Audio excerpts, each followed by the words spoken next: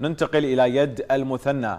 اتحاد اليد في المثنى يقيم دورة تدريبية للمدربين الشباب. تقرير مهم مع الزميل فارس الوهامي، خلينا نشاهد. بمشاركة أكثر من 30 مدربا لكرة اليد في محافظة المثنى، أقام الاتحاد العراقي المركزي وبالتعاون مع الاتحاد الفرعي وبالتنسيق مع مركز الموهبة الرياضية دورة تدريبية وتطويرية للمدربين في المحافظة، حاضر فيها الدكتور حكمة اللامي والتي استمرت ل3 أيام. هذه الدورة استمرت 3 أيام. نتمنى التوفيق الاتحاد الكرة الفرعي في محافظة المثنى لإقامة هكذا دورات اللي يساهم في نشاط المدربين واكتساب الخبرة واكتساب المعلومات الجديدة في عالم التدريب.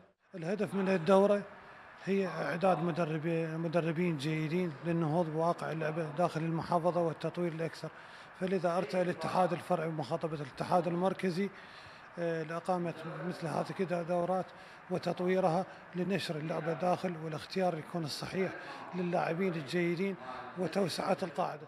تم التطرق عبر المحاضرات العملية والنظرية إلى كيفية تدريب حراس المرمى وطرق التعامل النفسي في المباريات، والتي تشكل النقطة الأهم من أجل ارتقاء بمستوى حراس المرمى.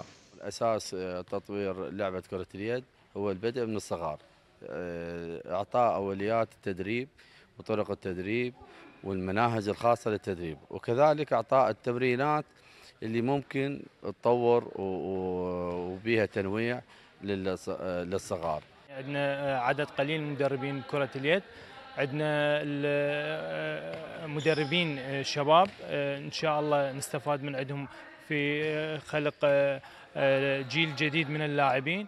الاستفادة كثيرة كانت، وبالتالي استفادة المدرب تعطي للمحافظة النهوض بكرة اليد بصورة أجمل.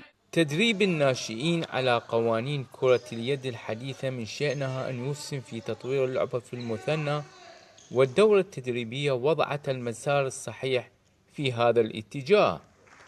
لقناة العراقية الرياضية، فارس الوهامي، المثنى.